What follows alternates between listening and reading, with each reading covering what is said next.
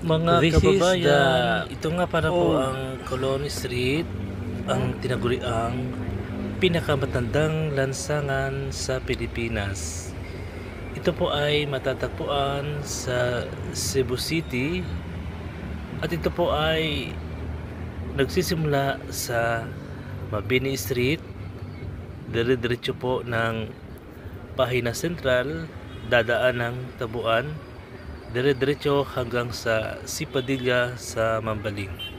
Matatagpuan po dito ang mga restaurant, mga shopping malls at mga magagarang pamilihan.